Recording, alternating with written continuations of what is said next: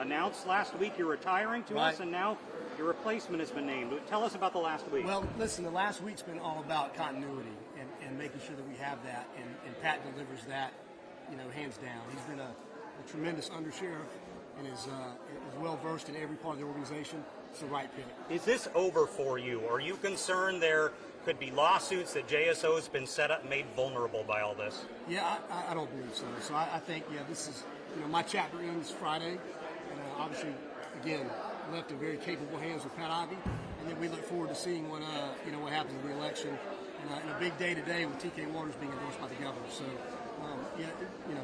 exciting times. Do you have any message for the public who may ask about, consequences from your move, or any direct message to them overall about your? Well, I think, I issued a statement last week, and I'll stand by that. I mean, really, at the end of the day, it's been an honor, but it's time to move on. So I think it was a good decision to make at the right time.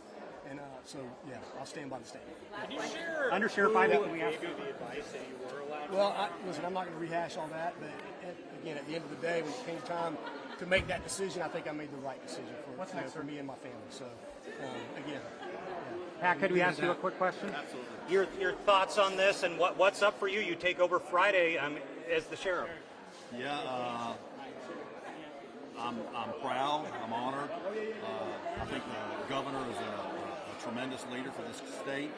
I want to give my hats off to Sheriff Mike Williams. I've known him for a long time. Great man, great father, husband. He's been a great boss and a great leader of the Jacksonville Sheriff's Office. 31 plus years. I think that's hopefully what he will be remembered for.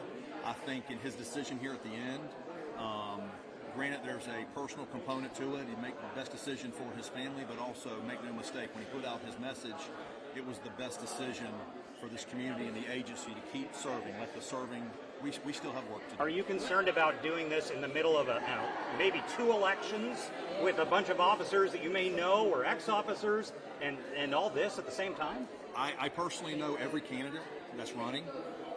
That's not what this is about. You got to figure in a 6-month period, if the projection would be that it would be a January 1st starting date after a special election, that's 6 months. We will have over 500,000 interactions with the citizens of Jacksonville in a 6-month period if we continue on the trend that we have. And some of those are very positive interactions. So there's a lot of work day in and day out. Make sure the men and women, great men and women that work for the agency, keep them on course, and whoever the next sheriff is that is elected, then they can carry it on. So were you aware that the sheriff had moved last year?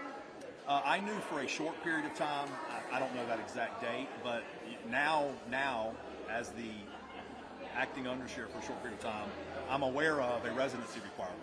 That I deal with the civil service rules, and I talk about it often in press conferences about the rules. Everybody asks when there's a discipline case, why don't you just fire the guy? Why is he still working? Reality is there's rules, and there are sometimes obscure rules. They're not our rules; they're city rules.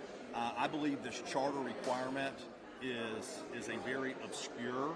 I haven't even read it myself.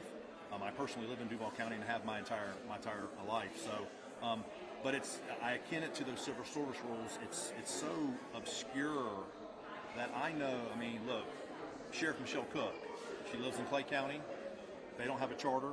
She lives, I believe, in St. Johns County. So you've got solid people. That does not change the fact that you had an outstanding sheriff with 31 plus years of service. What is your mission kind of goal over the next coming months? Obviously not a lot of time to accomplish big things, but what's the overarching goal for you?